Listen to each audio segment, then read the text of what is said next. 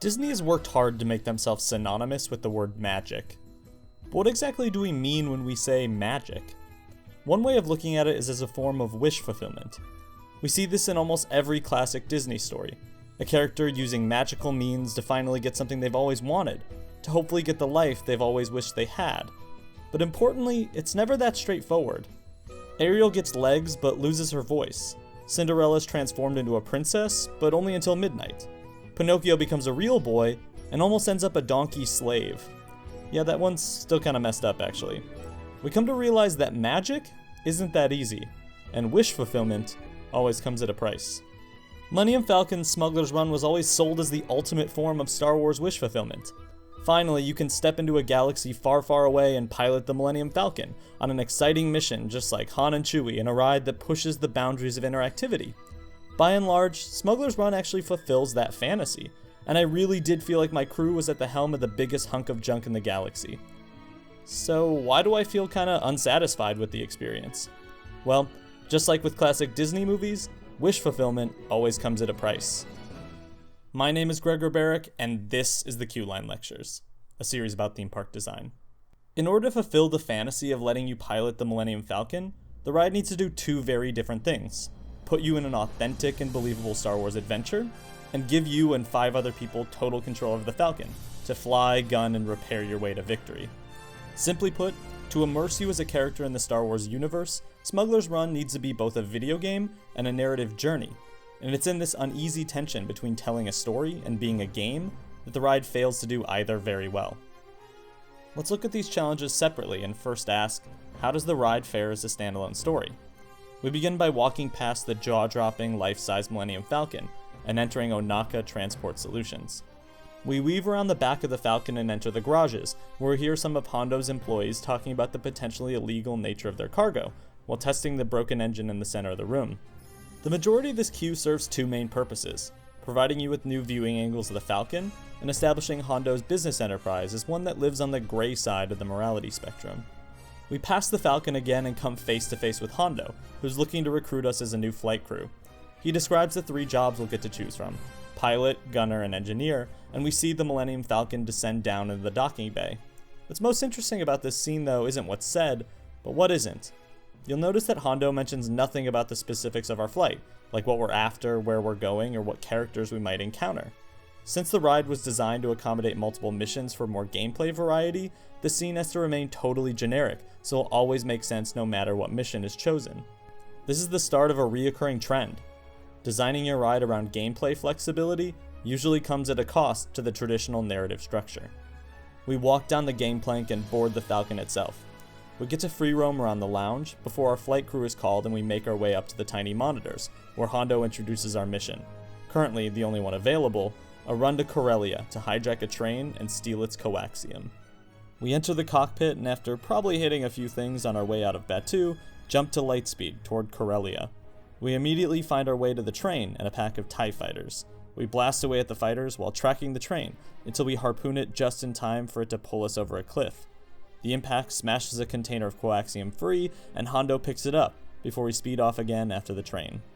We stay in close pursuit and potentially harpoon it again and shoot off another container of coaxium before heading out to the shipyard where we get ambushed by a gunship. We fire a missile at the train and cause a distraction as we speed under a falling Star Destroyer and hit the lightspeed back to Batuu. Chewie navigates us into the docking bay, and Hondo follows us in with the containers of coaxium we retrieved. You'll notice right away that this isn't really a story. There's a lot of action to be sure, but there isn't any real conflict. Heroes, villains, dialogue, twists, anything. You aren't missing any details when I boil the story down to go to Corellia, get coaxium, come home. It's that simple, however, on purpose, because the ride is actually telling a completely different story. Your story. All the elements of traditional narrative take a backseat in order to foreground the real conflict, which is happening between the 6 riders in your cockpit. Yelling at your pilot to pull the lever to lightspeed, working with your gunners to detach the coaxium, and engineers frantically flipping switches to clean up after everyone else's mistakes. That's the story Smugglers Run is trying to tell, your emergent narrative that arises from the gameplay. But that leads us to our second question. How well does it work as a game? In a previous video on my channel I'll link below, I outlined many of the challenges that make designing an interactive ride experience so complex. I broke these hurdles down into 3 categories: agency versus the individual. Do you feel like you have meaningful control to impact and change the experience? Agency versus the team. Is your 6-member crew given the tools it needs to enjoyably succeed or fail together? And agency versus the theme park. Can you adapt this game experience to the practical needs of a massive park like Disneyland? I think the ride actually tackles the technically challenging aspects of the team dynamic and park integration really well. Starting at the park level, it wisely uses a system where riders are required to opt into the game experience by interacting with buttons at their station when they first sit down, or the game will put that job on autopilot. This is not only a great accessibility feature to allow people who are unable or uninterested in interacting with the game portion to choose not to, but also lets the ride be playable for anywhere between 1 to 6 riders. The ride also pretty smartly allows for variation in the runtime by using a variable length ending sequence where you shoot TIE fighters and dodge asteroids until the ride system is ready to unload you. Depending on how smoothly cast members are able to load and unload riders, you may be in the asteroid field for a minute, or you may never see it at all. On the agency versus the team aspects, I think the ride tries hard to make all the roles in the cockpit feel vital, even though I think it falls somewhat short. Taking them one by one, I think Pilot fares the best because it just has the most impactful feel of any of the stations. Pilot duties are separated between steering up and down and left and right, and I think this actually works really well. Not only does it allow 2 players to have the coveted position of steering the Falcon, but it reduces the complexity of the role to make it feel more approachable to new players. Rather than needing a full joystick, you can focus on moving the handle across a single axis and hitting a few other buttons, like a brake, boost, and hyperdrive switch. Since you need to work together with your partner to fly, you already don't have the expectation of total control, and the game can cleverly use this to its advantage to mask some autopilot. You can never be sure if a sudden movement that gets the Falcon back on track was a result of the other pilot, or the game's boundaries pushing you back. The gameplay of the pilot position is also smartly pared down more to dodging than it is to any kind of open exploration. Keeping the action more limited to things like swerving under a ship or around a spire keeps most of the movement limited to only one axis, so only in a few select moments do you really need to cooperate with your partner. Compare this test footage of a scene shown back in 2018 to the one seen on the ride today.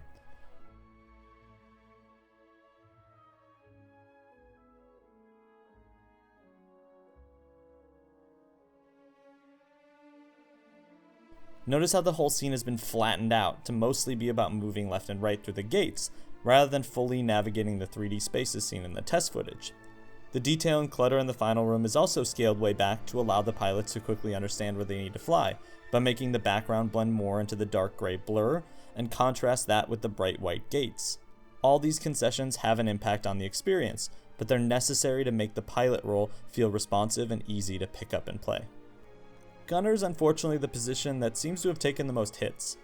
When you board, you're given the option between manual and automatic targeting, neither of which I found to have the immediate responsiveness you find in the pilot seat. Manual mode has you hitting 3 different buttons for shooting low, middle, and high, but in my experience, it's really difficult to judge which of your shots are needed at a time, especially because your only control over lining up your shots would be yelling at the pilot. Automatic targeting attempts to fix this but goes too far in the other direction, by just locking onto targets so all you need to do is jam one button over and over again.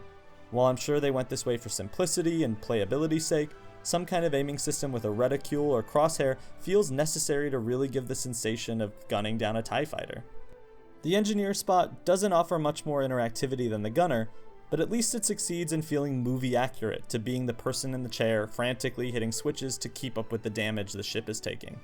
You have a command board of toggles, switches, and buttons, and when they light up in green, you hit them. That's it. While it has the least potential depth of the 3 roles, it still feels like arcadey fun to make a mad dash to hit all the buttons before it's too late.